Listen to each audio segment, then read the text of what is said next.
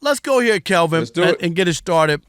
The Chiefs finally really lost a game that counted, but they've been losing games all year, in my estimation, just for some reason that they haven't followed through. What you mean they've been losing games all year? They 9-0. Well, they were 9-0, but that was a wishy-washy 9-0 is all I'm saying.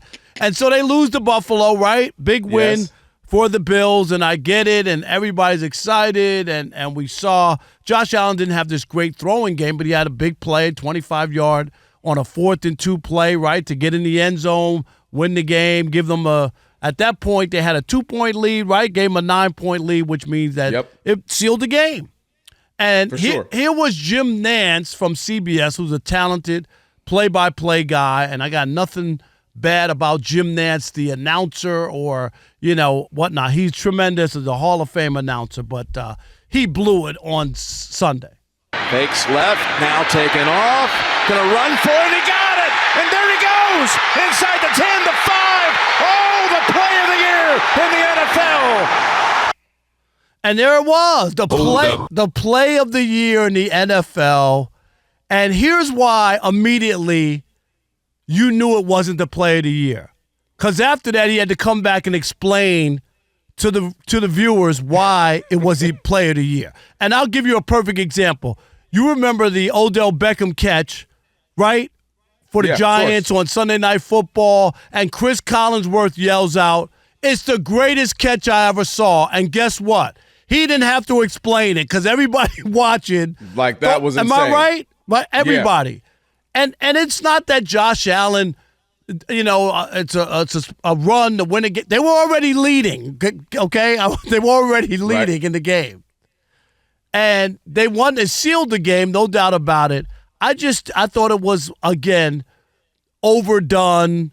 There are some plays I could just, without even going through my head, you might say the play in Washington against the Bears. Wouldn't you say that? The Hail Mary, right? Yeah, the Hail Mary, and not only that, plays oftentimes it helps when it comes with the story, right? So that was also the Jaden Daniels coming out story. And coming out party. Washington was going to lose the game. That won the game. Remember, the Bills were already up two. Where were you when you heard that as far as Jim Nance? So it's so funny you said that because in real time, you're like, because he kept running. You're kind of like, because you thought he'd just get the first down. Then you're like, oh, wow, he actually scored. That didn't make me think play of the year in the moment. I'm like, oh, shoot, that was an amazing, great play. But just a couple off the top of my head. Boom, you mentioned the Jaden Daniels. Hail Mary, rookie. His team is winning. He's having a lot of success. It won the game. You had a weird play with the defensive player talking to the crowd. Like that, just the whole thing that happened there made that the play of the year, if you want to say that's a contender. Then Lamar Jackson had a scramble that ended up getting him to the 1 yard line, but he was dancing and tiptoeing on the sideline. Right. That made no sense for him to actually be able to gain maybe 2 yards, let alone get down to the 1. That was an unbelievable play that we never saw before.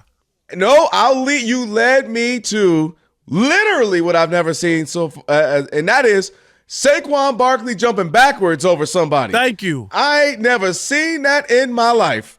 So those three plays. And you grew up watching top, Barry Sanders and great running backs. We've never seen that. A guy leap over a defender backwards. Right.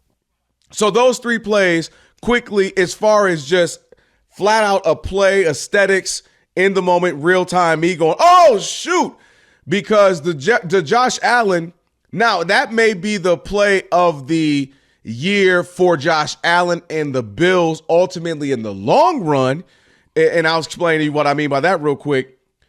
If they mess around and get the number 1 seed, right, or have a tiebreaker with the Chiefs, who let's say they both end up at like 14-2 or something, well, then you would say, all right, that play got them the tiebreaker, and now they're in, have the number 1 seed in the AFC. So that can be huge. Well, wait a minute. If for whatever, go ahead. If they were behind and he did that, if they were behind. Well, I'm saying for them. No, right. But I'm saying that's why that play would have been bigger if he won the game with that. Yes.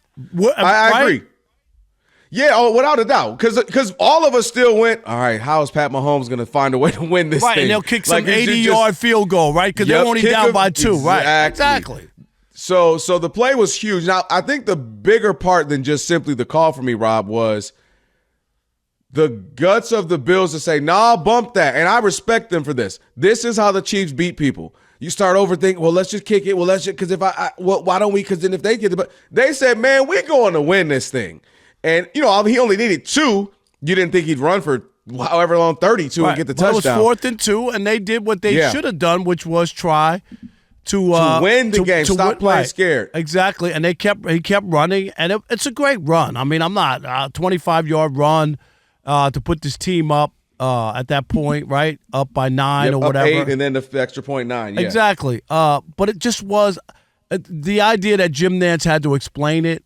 I thought that took away from it, right? Yeah. It was definitely, I get him caught up in the moment because it's two great teams who looks like it could be, AFC championship game. So he was caught up in that. But Saquon Barkley did something we never seen. Everybody was talking about that. Jaden Daniels threw a Hail Mary so clean, rookie. This team's winning and won the game. That was up there as well. And then what was the third one we said?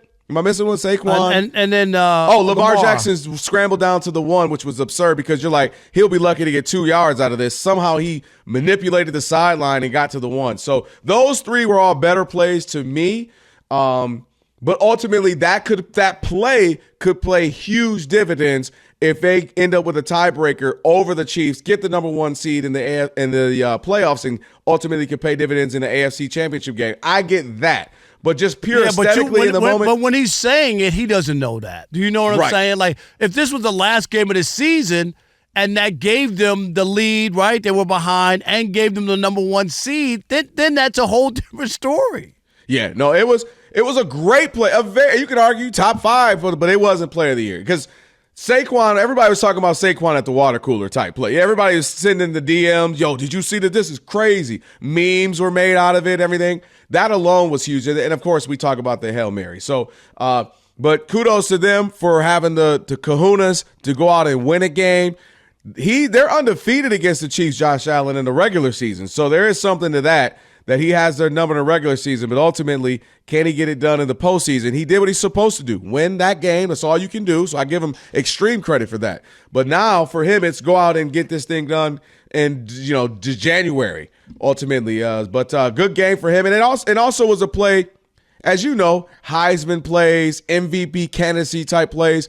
That gets him in the mix of a top 2, 3, 4 MVP candidates right now. No doubt. All right, 877-99 on Fox, 877-996-6369. Want to hear from you.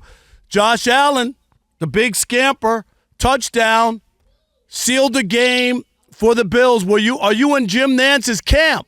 Were you yelling the same thing despite not having a microphone at home and saying, play of the year? Did it move you like that? Or were you like, okay, Jim, pipe down, a little over the top?